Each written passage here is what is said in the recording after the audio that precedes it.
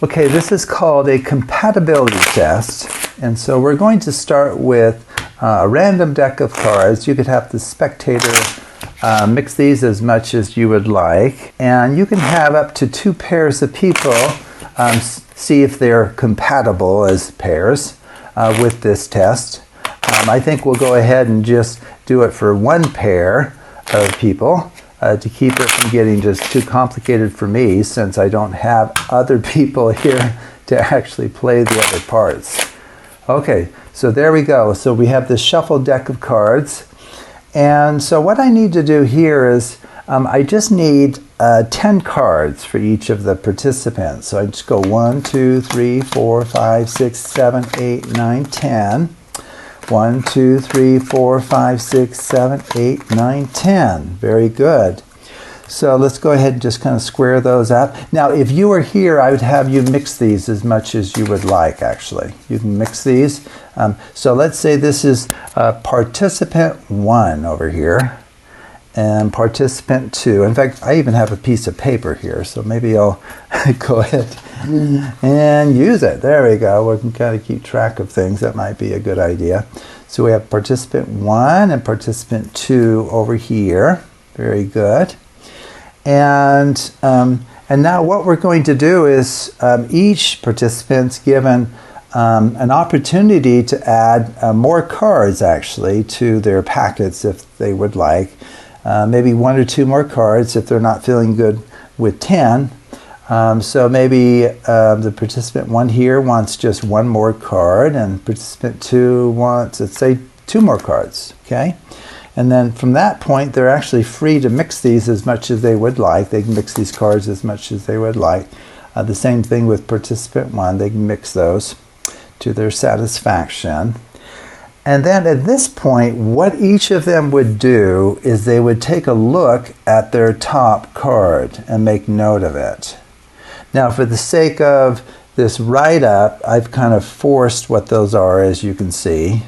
But in reality, these would be just random cards here at the top, okay? Because these cards really would be mixed by the participants themselves, and so the identity of the top card would not be known to anybody, okay? But for the sake of illustration, I had to guarantee that, kind of knew what was on top here and what was on top here. So just know that these would normally be random, okay? Very good. Okay. And now what we need to do is since this is a compatibility test, we're going to have to switch their packets, okay?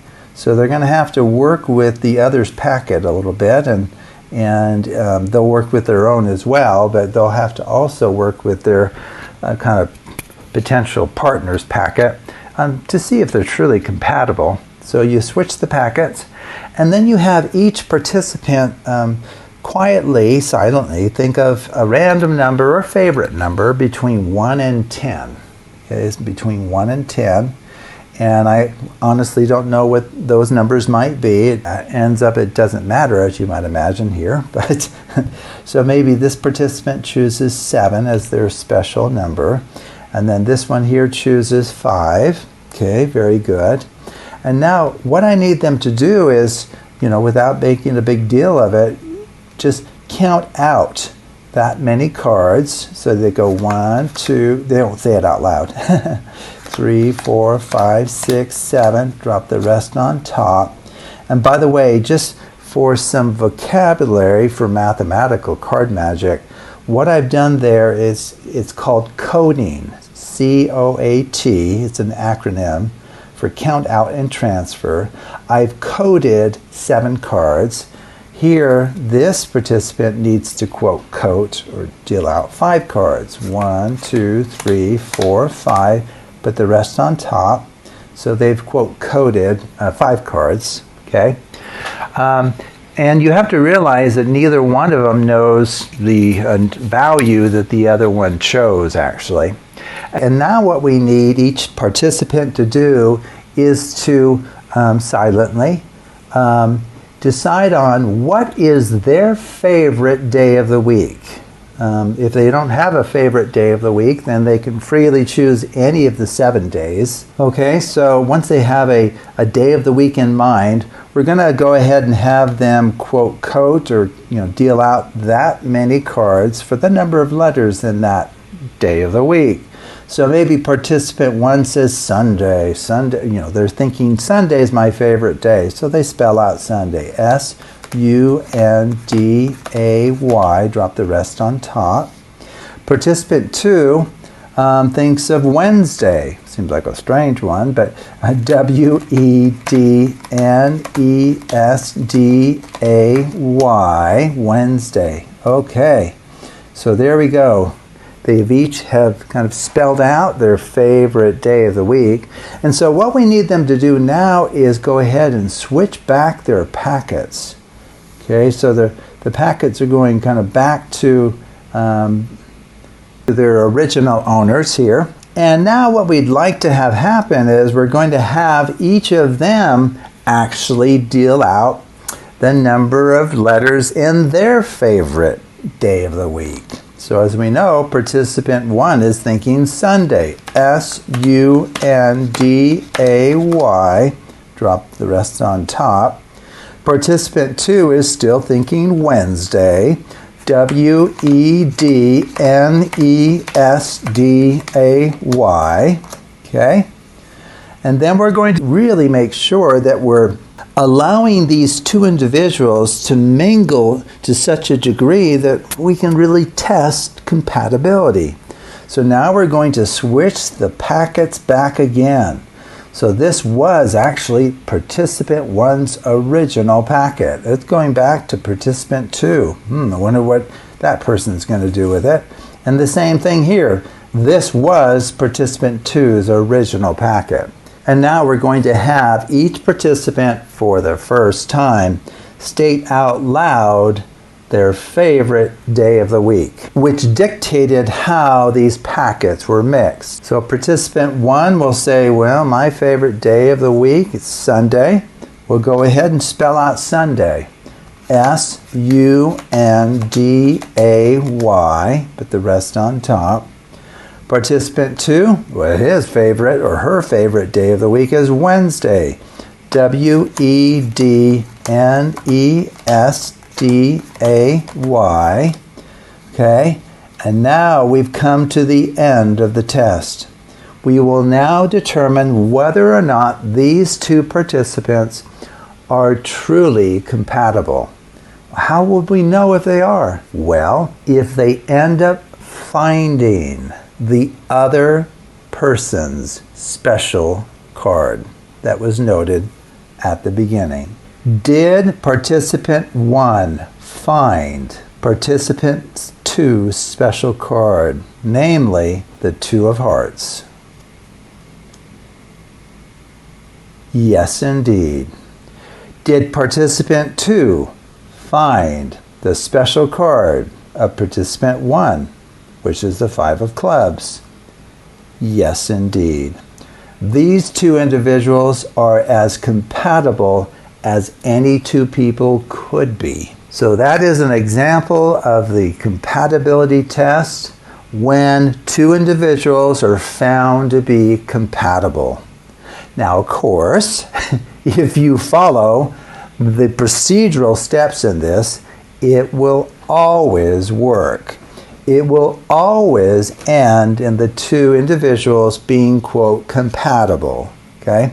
So let's go ahead and just step through that, and I'll show you all of the steps for it if you're interested in trying this out for yourself.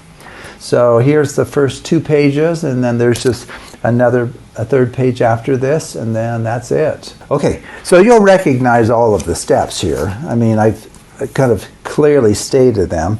So each participant needs 10 random cards, truly random cards, which they can freely mix. Each participant is invited, if they would like to select 1 or 2 additional random cards to add to their packet, and then they can mix the cards again if they so choose. Then each participant notes the identity of the top card of their packet. That's their special card. That's the card they need to remember. And then the participants switch their packets. Okay? And the rationale there is if we're testing for compatibility, then we're going to have to kind of mix these two individuals together and just see how they mesh, or is there kind of a disconnect between them. Okay? So they switch packets, which is what we did. And then each participant silently thinks of their favorite number, or any number between 1 and 10. And then each participant counts out that number of cards and drops the rest on top. And finally, for this page here, each participant spells out their favorite day of the week, whatever that happens to be.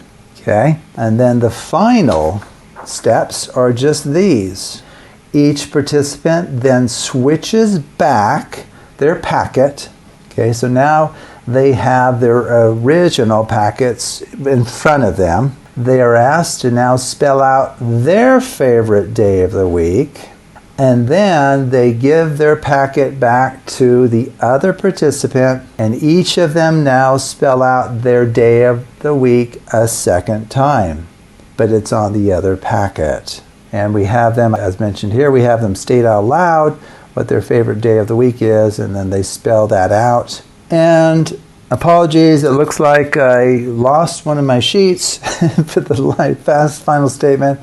If a participant and their partner are compatible, then the cards that they reveal will be the other's special card. Okay, so you could write that down below there. So it will finish in the way that it finished in the presentation that we just showed you. So that is the compatibility test using a packet of cards. And of course, once you know the secret, you know that it'll always work for two individuals. And if you're interested in knowing the mathematics behind all of this, it's not difficult mathematics by any means. If you go to my Hidden Structures channel, I have videos where I talk about the idea of overcoding, which is what we've been doing here. This is, quote, overcoding. So thanks for watching, and hope you take a look at some of my other videos on the Hidden Structures channel.